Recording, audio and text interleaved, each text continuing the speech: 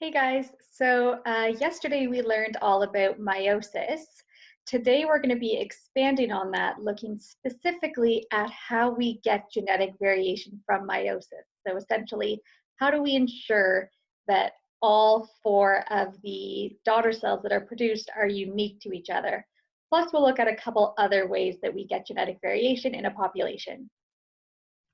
So one of the main benefits of sexual reproduction is the fact that you get genetic variation in your population. So genetic variation is really important. We're going to briefly look at the difference between mitosis and meiosis to start this off, because with mitosis, there is no genetic variation, and with meiosis, there is. Then we're going to look at what genetic recombination is and the four different processes involved in that. And then we're going to finish off by looking at the difference between spermatogenesis, which is how sperm is formed, and oogenesis, which is how eggs are formed. So to start off with, a little comparison of mitosis and meiosis. So mitosis does occur in single-celled eukaryotes, which are organisms that have nuclei. And they can do that to reproduce asexually. It's also how multicellular eukaryotes, like ourselves, grow and repair our tissues. And then meiosis is really just used to produce sex cells for sexual reproduction. Mitosis results in two identical daughter cells. Meiosis results in four unique daughter cells. And then with mitosis, the daughter cells will have the same number of chromosomes as the parent cells. So we start diploid and end diploid. But we are going to look later at some instances that start haploid and end haploid. With meiosis, the daughter cells will have half the number of chromosomes as the parent. So in that case, it always starts diploid and ends haploid. And then lastly, with mitosis, division only happens once, and that is when we separate the sister chromatids. With meiosis, division happens twice. First, when we separate the homologous chromosomes, and then second, when we separate the sister chromatids. So here we could see mitosis at the start, where we just have the one division where the sister chromatids are pulled apart. We can see that at the beginning there, you have four double-strand chromosomes. At the end, each of our two daughter cells still have four chromosomes. They're just single cells. With meiosis, this obviously isn't showing the whole process here, but in the first division that happens, the homologous pairs are pulled to opposite sides, and that is where we go from haploid to diploid. So we can see in this cell here, there are four double-stranded chromosomes. By the time we have our first two daughter cells, we have just two double-stranded chromosomes in each of those daughter cells. And then the sister chromatids separate during the second half of meiosis, where we go from double-stranded to single-stranded. So gametes have a couple special characteristics compared to the rest of your somatic cells. First is that they are haploid, whereas the rest of your body cells are diploid, and also the fact that they are genetically unique, that they're not identical to their surrounding cells. Being haploid is important, as we talked about before, so that when fertilization happens, the zygote is diploid and its cells will develop as normal somatic cells. And in order to become haploid, that's why we need those two different divisions in meiosis. And then genetic diversity and the uniqueness of all of the different gametes is really important because it makes the population more adaptable and less vulnerable to extinction. And so we're going to look at the ways that offspring become genetically unique. All of these processes kind of fall under the category of genetic recombination. So genetic recombination is just any process that results in genetic variation in a species, and there are four main processes involved in getting this genetic variation. The first two happen during meiosis, so crossing over and independent assortment, and then we also have mutation and random fertilization. So crossing over, we talked about in yesterday's lesson. That is when you have the homologous chromosomes pair up beside each other in that tetrad, and then they kind of link around each other and exchange some alleles. So that happens during prophase 1 of meiosis. The process of actually switching alleles is called crossing over. The process of forming that tetrad and like wrapping around their homologous chromosome pair is called synapsis. Crossing over can happen at a bunch of different points along the chromosome. So sometimes it might just be like the very tips of some of the chromosomes that cross over. Sometimes it might be like most of a leg that crosses over. And then when that crossing over happens, you'll have some of the chromosomes, the two sister chromatids that are in the middle of that tetrad. Those two chromosomes will have both maternal and paternal genes on them. Independent assortment, we also talked about yesterday. It happens during metaphase 1 of meiosis. This is when the homologous chromosomes are lining up in pairs across the equator of the cell. Essentially, independent assortment is just the fact that maternal and paternal chromosomes don't all line up on the same side. So it's random which side of the equator the maternal and paternal chromosome will be on for each pair. It does allow for 8.4 million different chromosome combinations. So even if there wasn't any crossing over happening, you would still get a bunch of different chromosome combinations just because you're randomly separating the homologous pairs from each other. Then the third method of genetic recombination is mutation, which is just random changes in the DNA. This is the way that new alleles and new genes get into a population. So for instance, like blue eyes and pale skin and the ability to tolerate lactose are all mutations that just randomly popped up into the human species. Mutations can occur during chromosome replication during the S phase of interphase. They also occur when DNA is damaged by things like radiation or chemicals. That's how like cancers and stuff can also form. And then you can also sometimes have mutations form during segregation. So like during anaphase 1 and anaphase 2. We'll talk about those kind of mutations later though.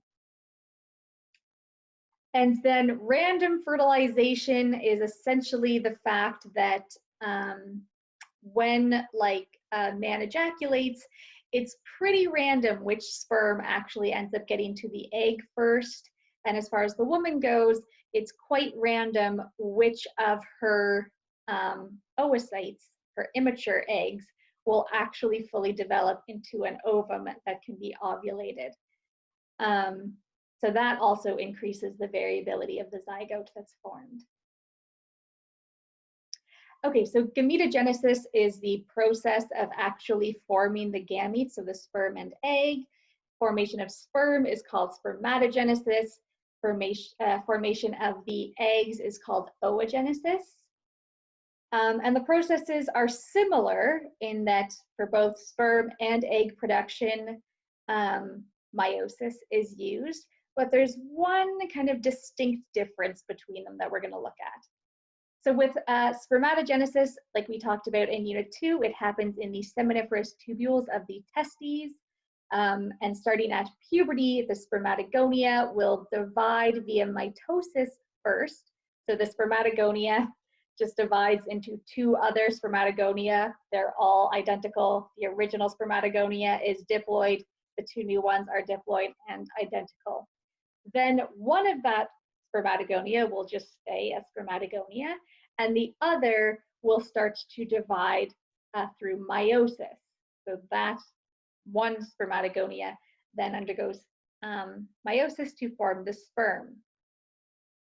So the primary spermatocyte will be diploid.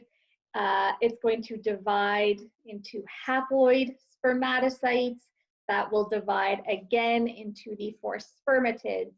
which are haploid, and then the spermatids just develop into the mature sperm.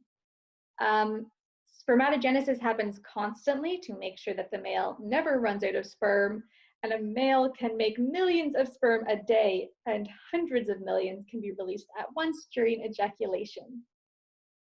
So we actually looked at this diagram before in Unit 2 when we were learning about sperm formation inside of the testes. So at the beginning here, we have the spermatogonia. It divides into two identical spermatogonia through mitosis. Then that one of those spermatogonia is going to enter into meiosis.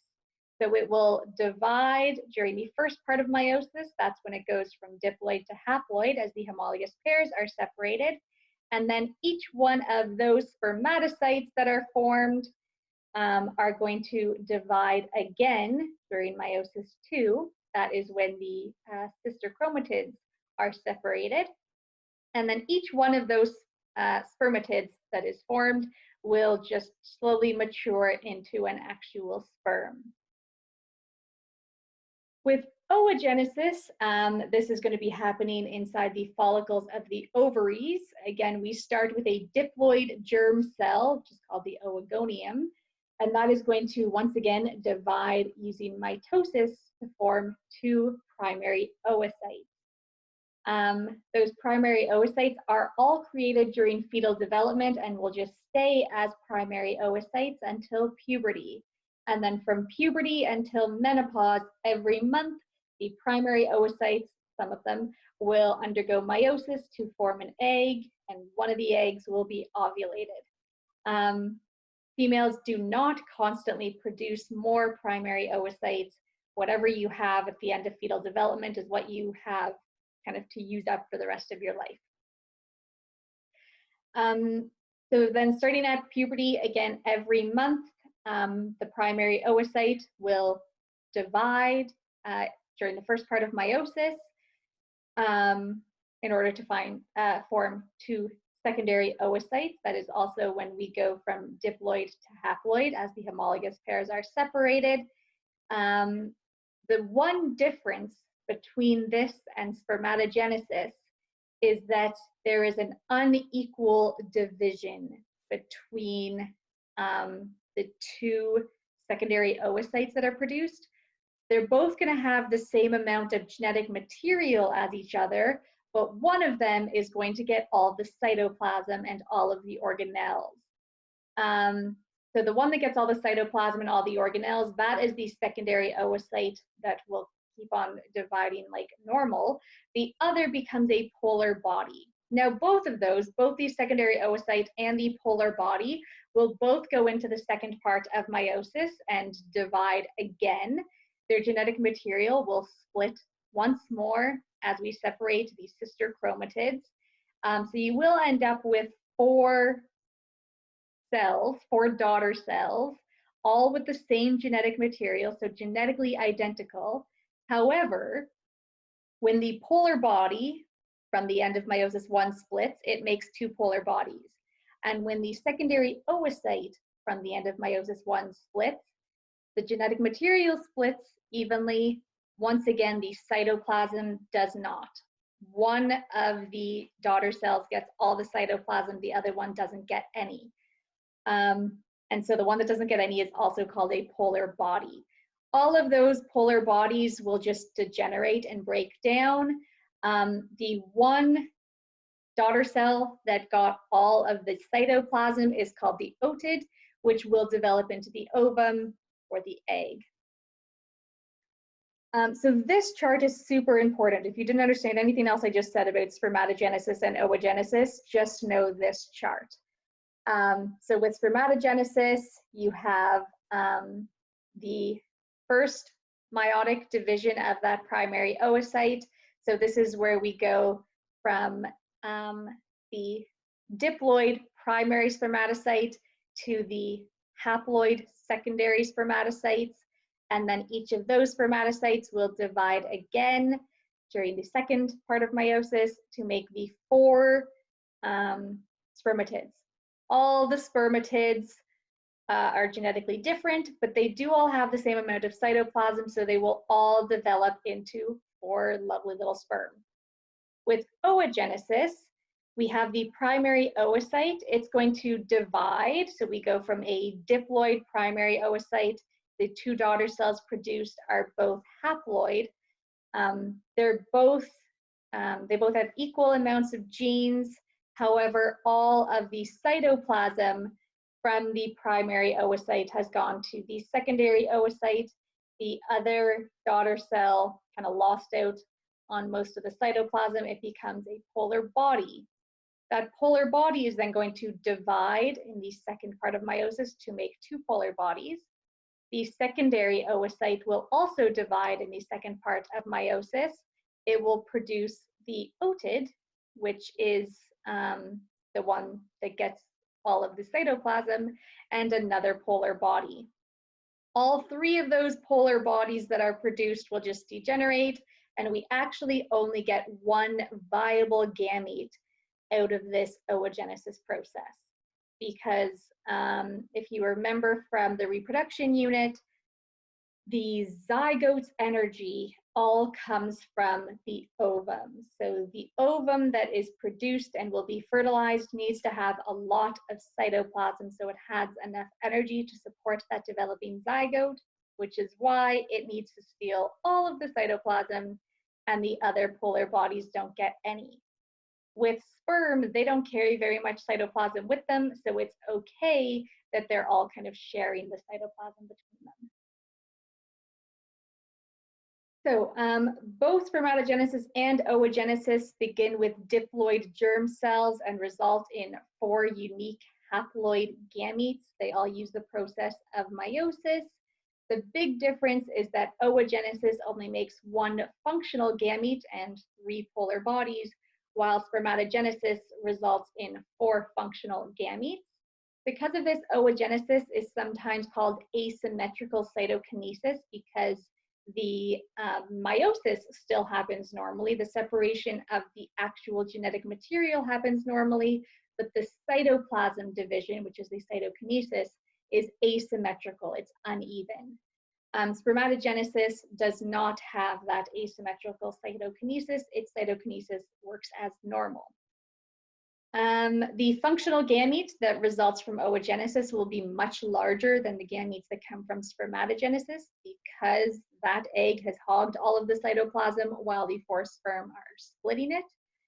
And spermatogenesis does happen continuously through a man's life from puberty onwards, while oogenesis is just happening once per month and only between puberty and menopause. Okay, so that's it. Again, the most important part of all of this is just that diagram. And other than that, let me know if you have any questions.